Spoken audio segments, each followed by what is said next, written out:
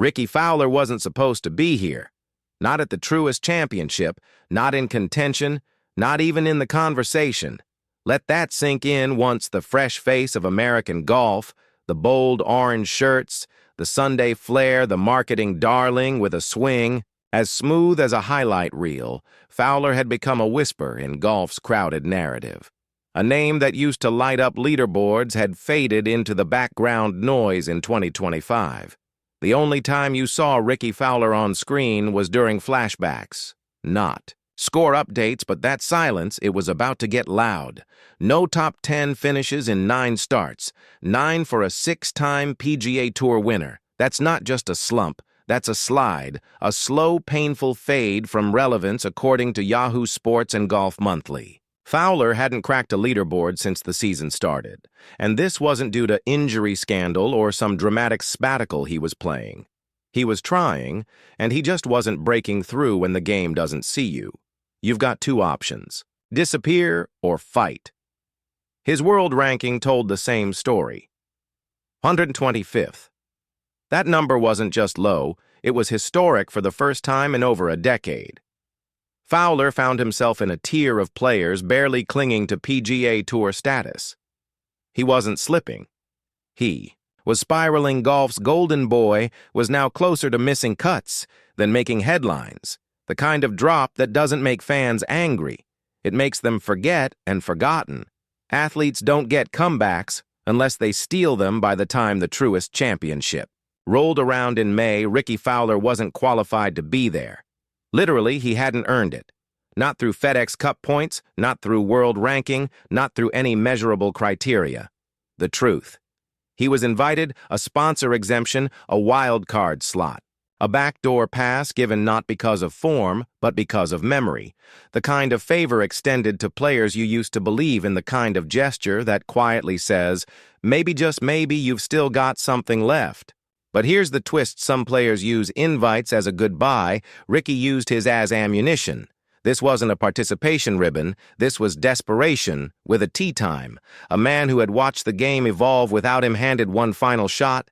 And Fowler knew it.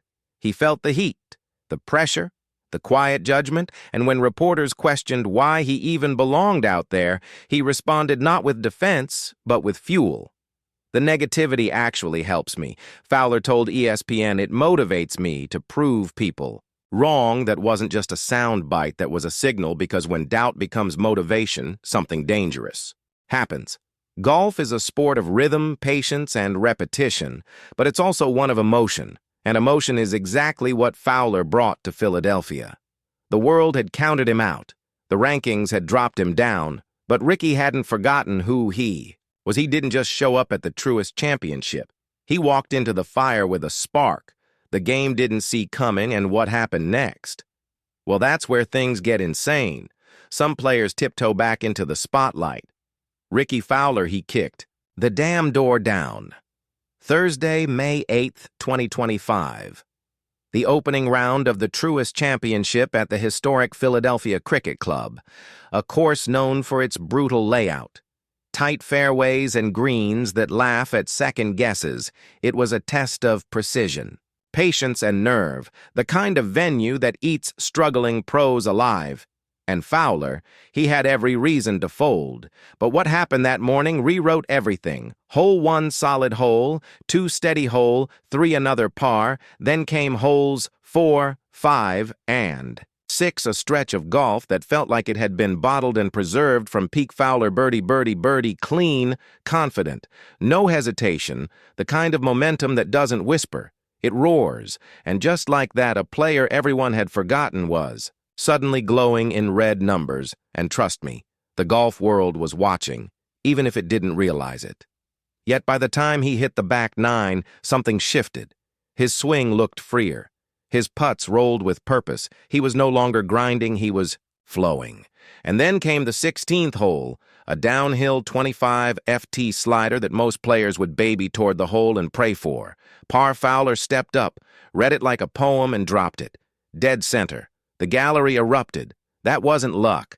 That was clarity. It wasn't just the birdies. It was the feel, the swagger, the energy.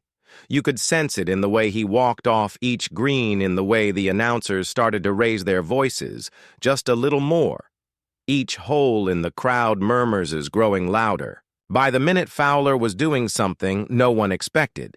He wasn't just contending, he was commanding it all, from the guy who needed a sponsor exemption just to get in when the final putt dropped on 18 and the scorecard showed 63.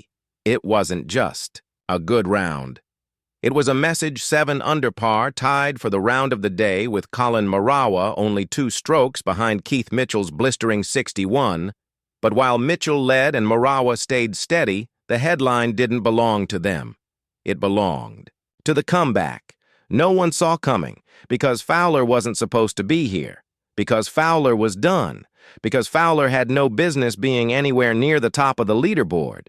But guess what? He was there, and he wasn't apologizing for it.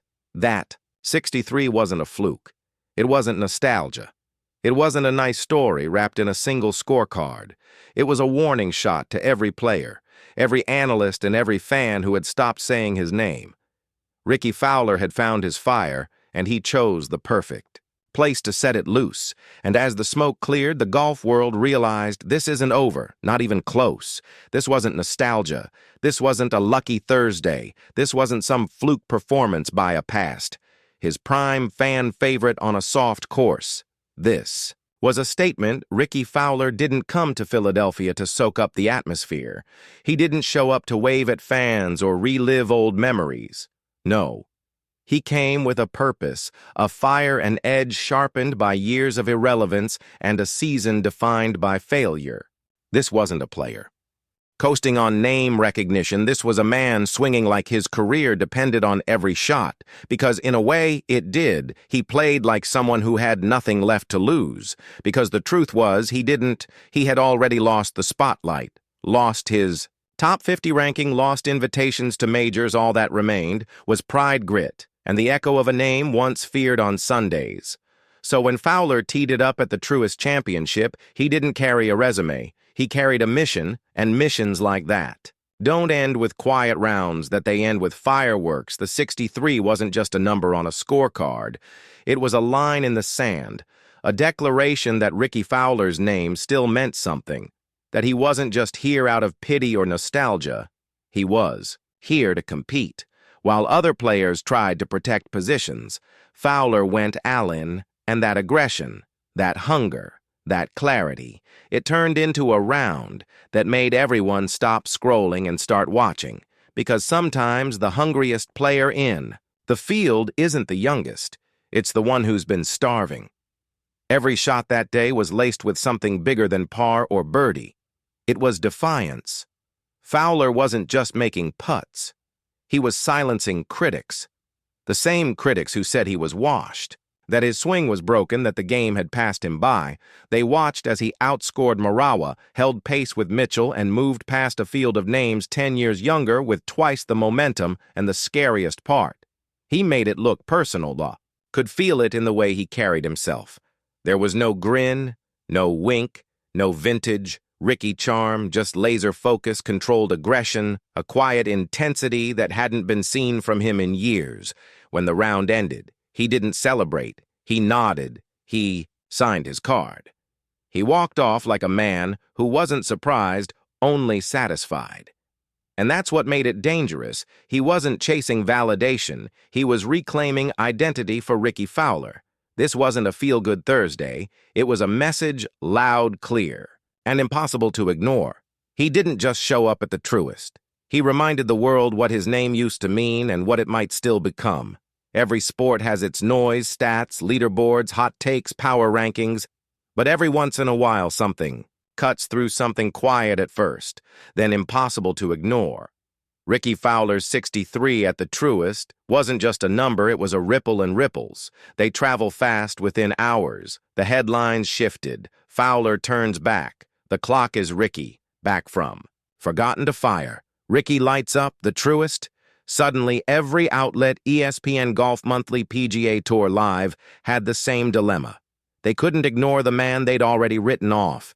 And when media momentum flips that fast, you know something real just happened. But it wasn't just journalists scrambling. It was fans. The silent army of orange hat-wearing Fowler, loving believers who never stopped hoping they were back. Social media exploded with clips of that putt-on. 16 comments flooded in from casuals and diehards alike. Vintage Rickie golf is better with him in it. Chills watching this. It wasn't just support. It was relief, the kind you feel when someone you cared about walks back through the door and reminds you why you believed in the first place. The moment felt bigger than birdies. It felt like a reconnection for years. Fowler had been the face of close calls and heartbreak finishes, a player who captured attention without always sealing the deal. But after this round, he wasn't. A story of what could have been. He was a story of what might still be. And that changed everything. Because that spot in the PGA Championship, it no longer looked like a favor. It looked earned. Suddenly, no one questioned the exemption. No one debated whether he deserved it. If anything, they were asking if he might do something more with it, if this was just a spark or the start of a wildfire. Doubt had left the room and expectation had taken its seat. But here's what made it even more powerful: the timing. Golf in 2025 hasn't been stable.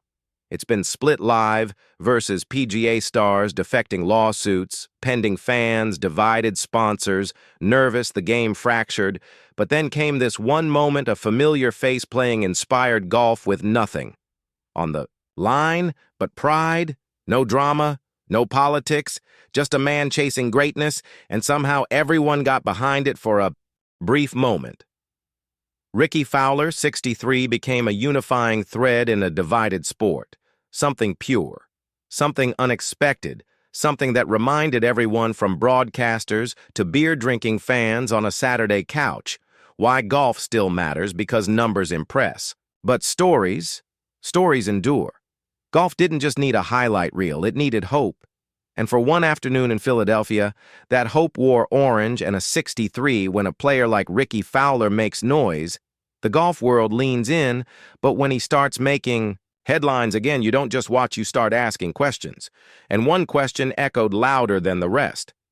After that 63 at the Truist Championship, is this just a spark or is something bigger catching fire? Because if you've followed Fowler's career, you know how hot he can get and how fast he can fade.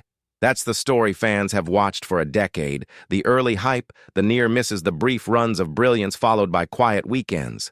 So yes, we've seen this movie before, but this time something feels different. And in sports, feelings are often the first sign that history is being made, according to ESPN and Golf Monthly. Fowler's putting his back, the part of his game that once made him lethal inside 10 FT, his scoring average is dropping and his confidence is rising. And unlike the years of swing overhauls and coaching switches, Fowler now looks settled. Not perfect, but clear. He's not rebuilding, he's returning. And when clarity meets momentum, it stops being a comeback. It becomes a campaign. Here's what separates this moment from the many others. We've labeled Rickie's return. He's not chasing attention anymore.